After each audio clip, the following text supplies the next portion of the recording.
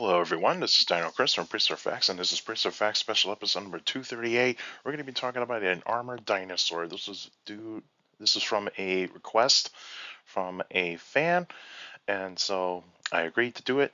And so let's actually talk about this armored dinosaur. And the dinosaur we're talking about is Mymoorapelta. And so this is an artist rendition of what Mymoorapelta looks like. And so it's a definitely a type of armored dinosaur. That is no doubt about that.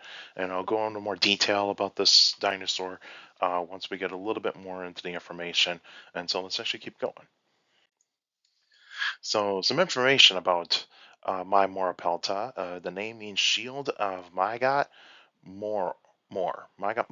Shield of Mygot More, because it was found in a location in Utah. The holotype specimen was found in Utah first, and then there was another one that was found in Colorado, and so on and so forth. And so the original holotype specimen was found in Utah. Length is 9.8 feet or 3 meters. Height is 2.5 to 3 feet, or otherwise 0.8 to 0.9 meters. Weight is 660 to 1,200 pounds. It lived 155 to 150 million years ago in the late Jurassic period, and the fossils are found, like I said, in Colorado and Utah, the United States, and it was described in 1984 by well-known paleontologists James Kirkland and Kenneth Carpenter. So these two have co-wrote the paper of describing this dinosaur back in the 90s. So this dinosaur is over 30 years old. Over 30 years old. And so, yeah, let's actually keep going here. And so here's a map of the United States, where you can see where I have highlighted the two states that are Colorado and Utah. Colorado's this orange state, and Utah is this reddish state right here. So that's where the Mymoorapelta fossils have been found. And of course, the rock formation that is found in is the Morrison Formation, the very well-known rock formation of the late Jurassic period. And so here is a size chart compared to a modern dog.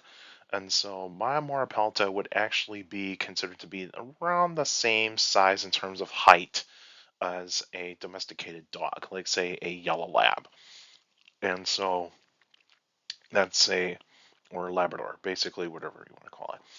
And so yeah, so this is a very kind of somewhat of a small dinosaur. So this is not really a large dinosaur. And here is a skeleton on display in a museum somewhere of Mymoorapelta.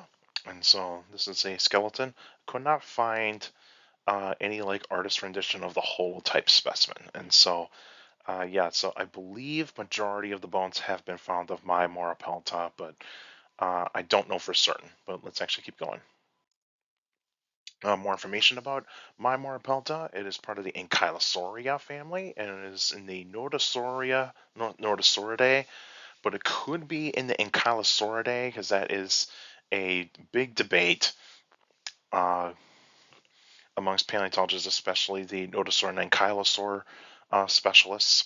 They actually would probably say there's some that would say, oh, it's a Nodosauridae because it has features of a Nodosaur, but then there's some that would actually say, no, it belongs to the Ankylosauridae because it has more Ankylosaur features than, say, Nodosaur features. But even though Nodosaur and Ankylosaur features can look very, very similar, but the only thing that's different about them is basically like say for an Ankylosauridae, there would actually have to be like very like stiffened tail bones to actually make like a club-like structure at the end of the tail, whereas nodosaurs have slightly more flexible tails compared to ankylosaurs. And from what we know of Mymoorapelta is that it looks like it has more of a flexible tail, but there's also there's actually a specimen that might show some like connective bony like tail vertebrae to actually fused tail vertebrae to suggest that it could be part of the Ankylosauridae, but we shall see. But the features of Mymoorapelta is that it's got spikes on the shoulders, scutes on the back, on its back, an armored skull, like most of the ankylosaurs and nodosaurs, and the teeth of Mymoorapelta are triangular shaped, and of course they have serrations. Now, this does not mean that it's a meat eater. That does not mean it's a meat eater. It means it's more likely a herbivore because it's what ankylosaurs are mostly considered. They're herbivores, but could it eat some protein? Absolutely. I think it would actually be eating like some insects and some maybe possibly some smaller animals, but it's just basically more going to be a herbivore because that's what it's designed for. It's to eat plants. That's what it's more like. It's more what it's designed to eat. The environment in which Mymoorapelta lived in would have been warm and humid, and of course occasionally dry. It would have been wet and dry seasons. In the late Jurassic period, there was plenty of trees, ferns, cycads, no grass and no flowers. During this kind of time in the late Jurassic period, there would have been plenty of rivers, ponds, and lakes in this kind of time where Mymoorapelta lived. And other animals that lived alongside with is insects, amphibians, reptiles, mammals, pterosaurs, and of course the other non-avian dinosaurs. Now, birds were not technically around in this kind of time in North America. They were more likely in Europe, but they did actually spread a little bit more later, going into the Cretaceous, into North America and also South America, Africa, all the different types of continents where the avian dinosaurs were actually uh, very like abundant in the Cretaceous. Now, Mymoorapelta would definitely have predators. It would be Allosaurus, Torvosaurus, or Marshallsaurus. Those would actually be the predators of Mymoorapelta.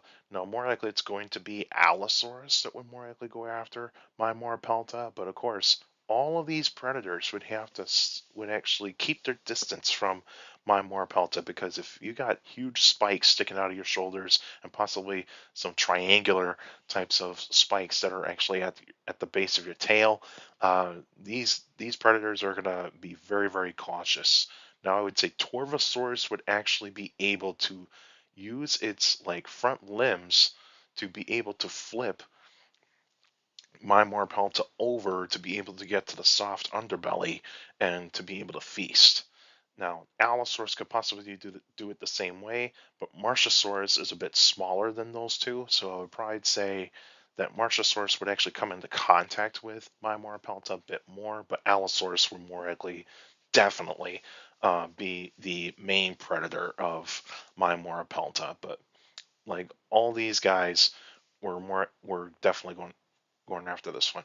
Now, I did not put Ceratosaurus on there because Ceratosaurus teeth were not designed to go after things that are heavily armored. So Ceratosaurus would more likely be eating things that would actually be smaller than itself, uh, and more likely say the Hypsilodontidae or the early Iguanodontidae. Those types of dinosaurs. But yeah, Allosaurus, Torvosaurus, and Marshallsaurus would definitely be the ones that would be going after Mymoorapelta. Now, the extinction of Mymoorapelta is mostly due to climate change. The temperatures rose during the late Jurassic period. It got more dry. It got really dry, and so the got more drier climate. And of course, the plants changed because that's how herbivore extinction usually is that once the plants changed and also the climate changed, uh, those are very very hard for herbivores to overcome, especially when the plants change. Because if the plants started developing like say toxins or otherwise defenses against uh, our herbivorous animals, to actually say like, hey, I'm not good to eat, but there's another animal out there that can eat me, and that's fine, that can eat them and handle those types of defenses and toxins. Those would actually be those types of herbivores that would be able to handle them. But like Mymoorapelta probably couldn't handle those types of plants. That changed, and then you actually see that the climate got drier and got warmer, and so that's more likely what happened to Mymoorapelta. And so here is a image of the late Jurassic period, 152 million years ago. So 2 million years before Mymoorapelta went extinct. and you can see where I have a red circle. That's where the Mymoorapelta fossils have been found. So in the Colorado and Utah area of North America, or in the United States. So the next episode will be on February 13th, 2025, and that'll be an extra episode. And since that the Jurassic World Rebirth trailer did drop not too long ago, so I'm actually going to be doing an extra episode of my expectations for this movie that will be coming out in July 2nd, 2025. So it's coming out this summer, and I'll give you my expectations, what I want to see out of this film, what do I think is more like what do I think could be a, some cons that could actually happen in this film, and yeah, give you my expectations, and I'll give you my thoughts of the trailer too. But I will not play the trailer because it's due to copyright issues. So basically, I do not want to get copyrighted. So I will not be sharing the trailer with you in this next video. Just be a video similar to this. And so just keep up on the lookout for next week of the extra episode that'll happen on next week, Thursday. And you can still send me questions about dinosaurs and other prehistoric life by emailing me at dinochrist71@gmail.com. Or go to my Facebook page, Prehistoric Facts of Dino Chris. Like the page, yes, post your questions in the comment section. Please put them in the comment section. Don't put them on Messenger. Messenger's a private conversation, so please put your questions in the comment section on any Facebook post. And also for you YouTubers out there, like the video, subscribe to the channel. According to my analytics, a lot of you guys are checking out my channel, not subscribed yet. So please feel free to hit that like button because that's how the YouTube algorithm works. The more likes the video gets, the more likely the video gets spread out to people that are interested in dinosaurs, prehistoric life, paleontology, and geology in general. And you can still, in that way, it's gets spread out to people like that. And also share the video, share the channel to anybody that is interested in dinosaurs, prehistoric life, paleontology, and geology in general. So please feel free to do so, and subscribe, and also hit that notification bell so that way you can get weekly notifications of every video that comes out. And also check out the community tab too. Go into posts, or was what it used to be called the community tab. Go into posts. There's also polls in there that you guys can actually interact with each other and give your opinions on these polls too. So please feel free to do so. And also make sure you're being kind and not and because in this type of community, I want to make sure I want everybody to have kind conversations and have respectful comments too. We have to respect each other in this community. And also for all you YouTubers out there, feel free to leave your questions in the comment section because I do read them all on the Q&A episodes. So all of you that are sending me questions via email, Facebook, and YouTube, you guys are awesome. You give me these great questions for the Q&A episodes.